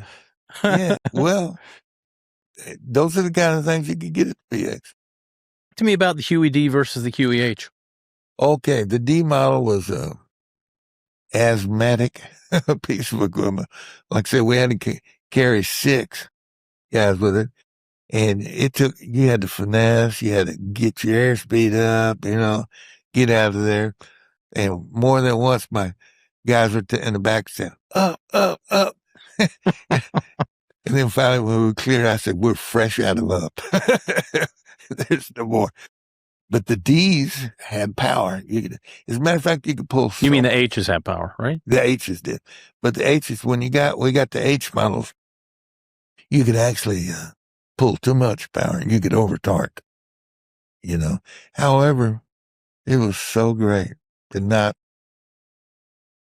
However, the skill level, probably your skill level was hurt because you weren't having to hold your mouth just right, to get out of there and all that other stuff, which was kind of a challenge, but I like doing it too. Super reliable, correct? The Hueys? Oh, yeah. That's why they have such a good reputation. They're still flying them 30 years later. Yeah. Did you ever have any serious mechanical problems while you were over there? No, I didn't. No, I didn't. Not with the Huey. Talk about the sergeants. Grumpy and sleepy? Yeah, grumpy and sleepy. Well, they were lieutenants in our unit, and they kind of, somebody said one time that Grumpy, they overheard Grumpy and talking to the major and said, but you promised I could be in charge. We always laugh about that. But they were, Barney Fife, they were there. Yeah. There was a little Barney Fife-ish in them, and they did this and that. Everywhere I've ever been, there's always a Lieutenant Grumpy and Sleepy. Always. This is not peculiar to that situation. Life has it. And they were ours at that time. So we learned to get around. One of them, my door gunner one time, Crisco, goes out. We land in place and it's gunfire. And they're bringing a wounded guy over to us. And there's 4 guys running. Each one got a corner of a blanket, army blanket, carrying this wounded guy. Well, one of the guys carrying a corner of the blanket gets shot. Well, Crisco jumps out and goes over and grabs that guy's corner of the blanket, picks up the wounded guy, and has got his arm around the other guy. Gets the guy into the aircraft, and then gets hooked up and behind his guns till we take off. And then after we take off and clear, he's giving medical attention to this guy got shot in the arm. So I thought he deserved a medal for that. So I told him, Grumpy and Sleepy didn't want to hear anything about it, And they were mad when you got put in charge to lead everything because they thought they're the ones falling. It's kind of the story in the Bible where the prodigal son goes out and then the other guys are jealous when he comes back and gets shown some favor. But they're all lifers, right? So there's only one of them that really was could have been considered. The other one was Sleepy was a newbie. Grumpy was actually kind of had flown enough, but Sleepy was his, Men Friday, you know, and so it was everywhere those guys exist. Yeah, Any organization it's you true. have, and everybody works around them. They serve a purpose, though, right? I mean, they do stuff that other people won't do, I think. You know what I mean? Well, They're just loyal to things that other people wouldn't be. yeah, I guess so. There's just, I don't know. I never really put that to bed in my life. Understood Yeah. enough of it.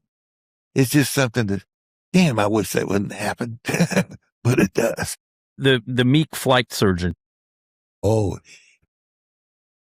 he was a nice man, good man. You set this story up a little bit. He was our flight surgeon. He was just a nice man.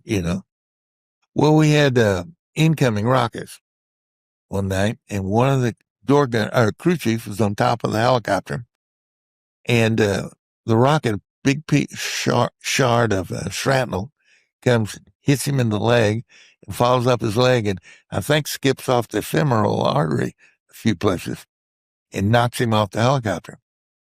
Well, the flight surgeon comes out, and he looks so out of place.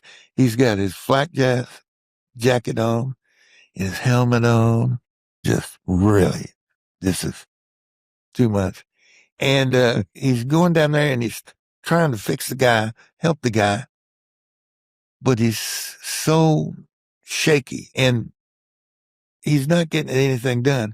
Well, there's a sergeant. Now, we're talking a sergeant who's like an older man, in his 40s, older, where the other sergeant's like 20s. So this sergeant squats down beside him, puts his arm around him, and starts stroking his cheek and saying, "You're going to be okay, son. You can do this." And he kissed him on the cheek like a father would. It was just a moment of humanity. He understood what he was going. And boy, the doctor did his job. He got it done. The minute that guy did that, it just kind of, Yes. wow. Yeah. Yeah. I realized that he understood, that sergeant understood humanity, and that was what the flight surgeon needed because it ended up saving the crew chief flight. That was memorable to see. I was always impressed with that sergeant. It was just, how did he know to do that? That was a perfect thing to do. And you wouldn't think of a man kissing another man on the cheek. Who would think of doing that? Except maybe a father. He must have had children of his own. There was another time I saw, we had a door gunner that had pulled his pistol out, and this woman was prostituting her two daughters. Supposedly that's what she had, two daughters, and we were shut down outside the fire support base. And we were playing cards and stuff. And the guys come, "Oh, you got to come. So-and-so is going to kill this woman." Well, I go, and this guy's got his pistol out, and he wants to shoot this woman who's pimping out her daughters. And he had a look on his face that to this day, I don't understand what it was. Something.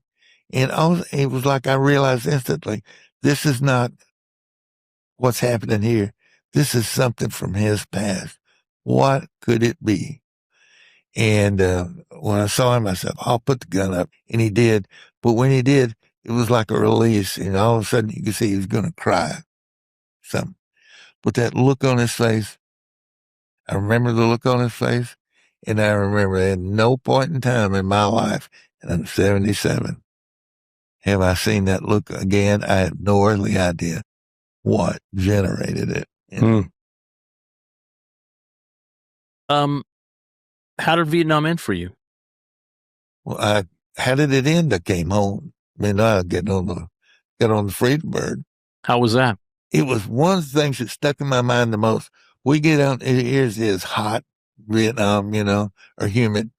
And we get in this Braniff Airlines. Braniff brought me over and Braniff was taking me home, which I took it as a good omen because I'm a boy from this area of Texas where Braniff is from too, Braniff Airlines. So I get in this thing and they got the windows down and the lights on inside, so you don't see outside. And you hear music going. It's air conditioned, wonderful thing. The stewardesses are all pretty girls wanting to make sure we had, Coke or peanuts and this and that, talking to us and all this stuff. And it was like, all of a sudden, they brought all of the good things about America and put it in a tube and set it on there. And we just sat there. And I thought, my God, this is weird. But that was me coming home. When the plane took off, were you cheering? Yeah. Oh, yeah. Well, yeah. Everybody cheered. Then we go to San Francisco and go from San Francisco, fly to Dallas. And the old man, the cab driver, picks me up, says, "Hey, boy, what do you do? What do you want?" I said, "I'm a helicopter pilot from Vietnam. Coming home, I need to get my parents live in Mesquite. Can you take me there?" And he says, "Yeah, sure do." He gets to talking with me and he says, "What do you want to see?" I said, "I'd like to see the lights of Dallas." At that time, it was colorful and I just wanted to see the city light. He says, "Oh, let me show you my favorite way." So we drive all around looking at the lights of Dallas. Takes me home, stops at my parents' house, and then I go inside. My parents come out, and when he recognizes I'm in the right place and everything's gonna be okay, he waves and I wave, and off we go. Off he goes. Nice guy. That was my first thank you. Wow, that's pretty good. Yeah, what? Now I waited 30 years for the second one, but he took care of me that night. And what year was this? 1969. 69. Mm-hmm. And did you catch some of the animosity some of the guys got when you were in California at the airport or no? No. Nothing. No. I want to back up a little bit. Were you getting a little worried flying? I have a buddy I think he was in a search and destroy group. Yeah. And he said the only time I really gave a crap about anything was before I was about to go on leave and before I went home. And did you feel a little tense about flying towards the end or no? Were you superstitious about that? No. Wasn't I just, hey, here I am. I want to go, What did you do after you got home? Well, I got home right before Thanksgiving. So I had a big Thanksgiving with the family and stuff like that. And then I came from Walters to Fort Walters, which was other side of Fort Worth from Mesquite. So I went there to be a flight instructor, You enjoy that? Yes, I did. However, I got involved in a bad car wreck coming home from work one day, and it broke my hand, messed me up, and it took me 4 or 5 months to recuperate. Did you have a hard time adjusting home? Just from doing something so, I got a liquor bill that attest to that, long lasting. It probably took me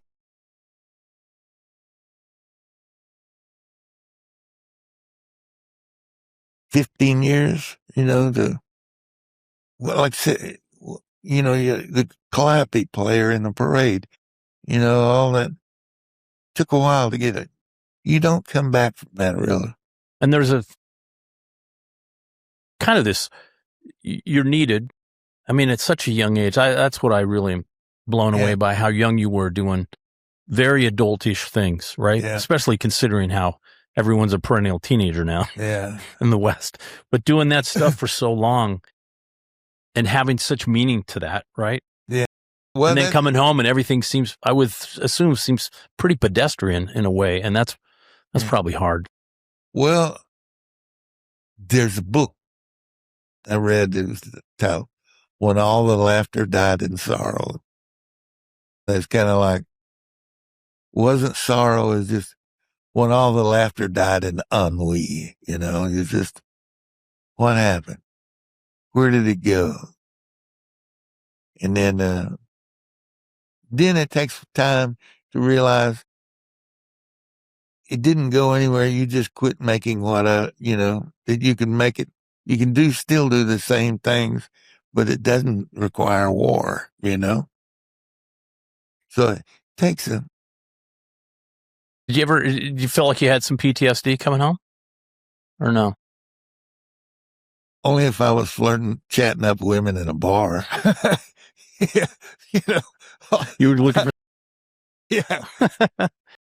There used to be our standard jokes is, I've seen the horrors of war and it's left deep emotional scars.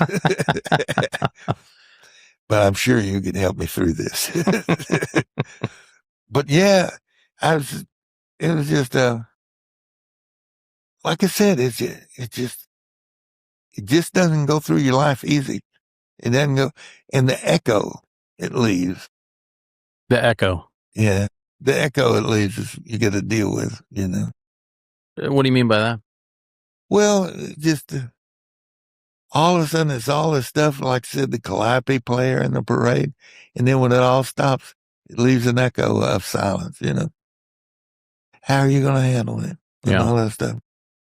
A lot of guys talk about when they got a little older, some of the stuff comes back a little harder, memories and.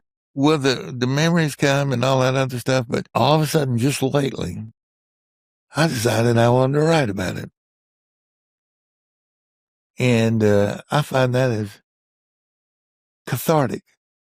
Not just cathartic, but I wanted to find out if I could string together a couple of sentences that people like or remember. And so, and it's experiences. They gave me the experiences. I mean, they weren't free. Yeah. Yeah. But I got them. This is it right here. Yeah. Right there. That's my book. Well, thank you. I appreciate it. I read it in 2 days and it's a great read. Thank you. I appreciate that. As I said, my mother being the English teacher, when I was a little kid, the second I got old enough to pour milk on cornflakes, she quit making breakfast. When I could spread peanut butter on sandwiches, bread, she quit making lunch, and she spent the rest of her time reading. Reading was the most important thing. So she didn't ignore us or whatever. She had her reading to do, and she taught me a love of that. You know what I like about the book is that it's a mix. You talk a lot about the procedures of what you did, some technical stuff, which is fascinating to learn if you're interested in helicopter, and then you dive into the stories, and kind of fill us in what it felt like to be over there. Yeah, well, that's the way I wanted it to be. What it was like to be 20 years old. My parents took us to church. They were 2 7-year attendance pins. Then all of a sudden you're 20 years old and it's that. Okay, I want to go. You were in Iran. Yes, I was. You flew helicopters when you got home, right? And did a lot for petroleum. Mm-hmm. Talk about that a little bit and talk about what happened in Iran. I think that's a good story. Well, when I got back home, I went to college. Then after I quit college, I went to work for PHI. I flew in the Gulf of Mexico, and that's hauling people to the rigs and so forth like that. And then later on, I got a chance to go to work for Bell Helicopter International, which was going to pay good money to teach the Iranians how to fly. So the last year of the Shah's reign, I was over there teaching helicopters. And really the last 4 months we quit flying because of all the turmoil and all this other stuff. And I was over there for that. How many years were you over there? Just a year. A year. And describe what that was like for you. Oh, it was what I saw, the culture of the place and all that stuff was just as exciting as what I saw in Vietnam almost, Everything was there. Anything. There was a place there, a ridgeback mountains, and it had holes in the side of these mountains. People had carved out in the sandstone little holes. And if you wanted to kill somebody, you wanted somebody killed, you'd go climb up that ridgeback and put a note down, money, in the note who you wanted to have killed. These guys that lived up there would come down at night and go into the village and kill that person. Well, what they would do is they would smoke hash, get ready to go. Well, hashish and assassin. It was called Assassin's Castle or Hashish Castle. You know, what those kinds of things that you kind of learn about and I'll see. And then there were, they had a knot, GNOT. It's a system of moving water underground and dig these holes and then dig these tunnels, and the water would flow from the mountains, you know, the snowpack and so forth like that. And these guys that dug these knots were so special to the economy stuff, they could do pretty much what they wanted. You know, so all the religious considerations, as strict as Islam was, they got to slide. They did what they wanted to. You see these holes going up all over around. And it's just, to think, and they did that thousands and thousands of years ago when they started it, digging it out. And let's see, caravanseries. They have these caravanseries that look like here's caravanseries is these little square places that look like building all around. Then in the middle is a big courtyard, and they have this arch way. Well, you go to these caravanseries were put a day's camel ride apart. So the camels, you know, how the caravan would work. You go to the caravansery. Well, the doorway was called the eye of the needle because they were like that.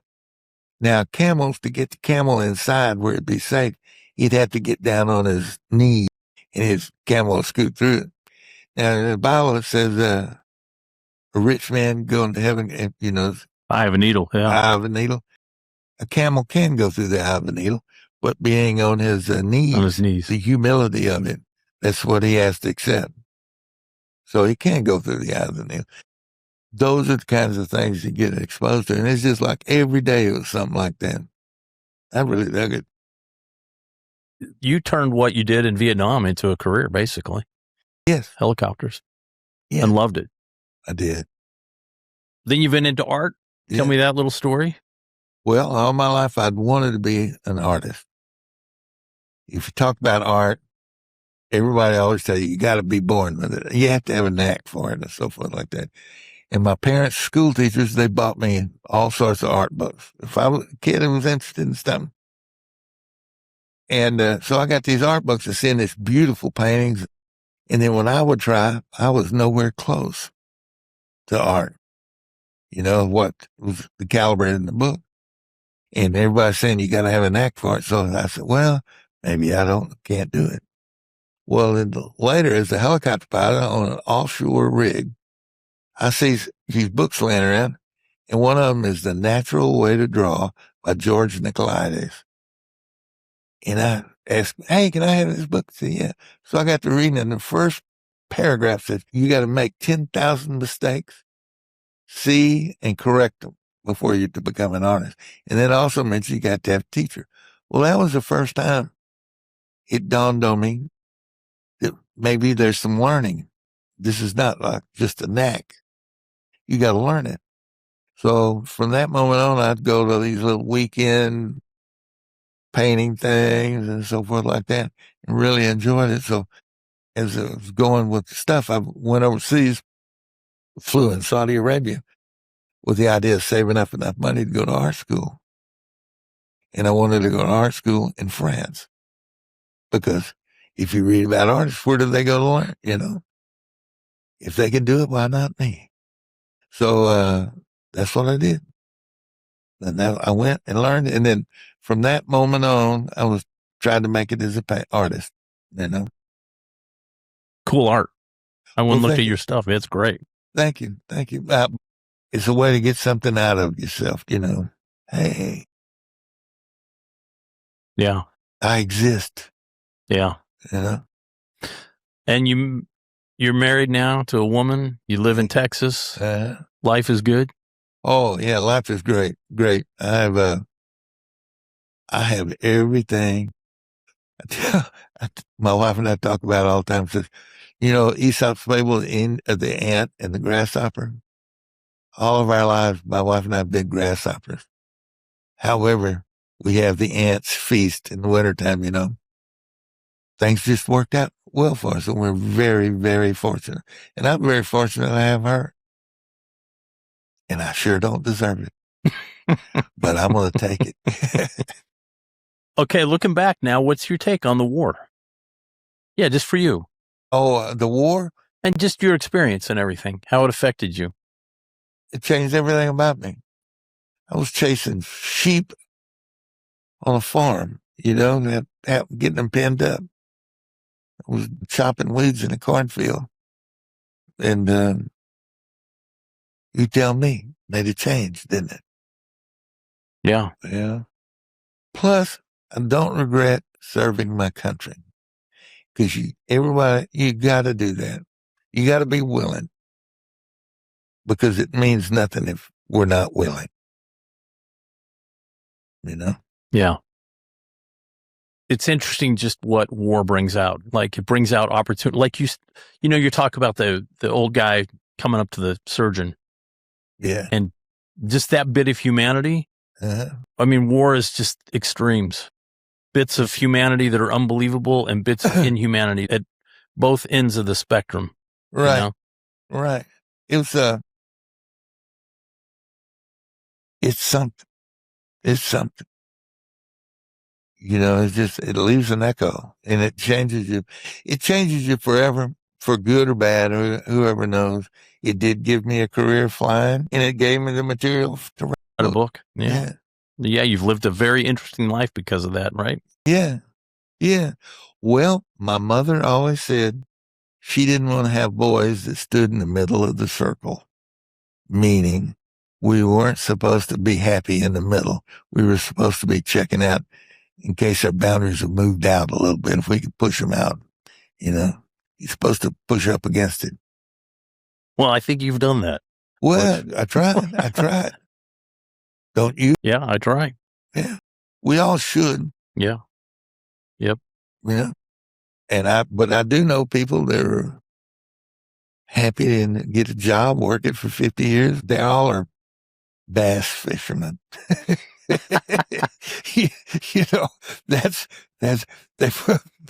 got their boat, they work, they do this, they do that, and they go fish.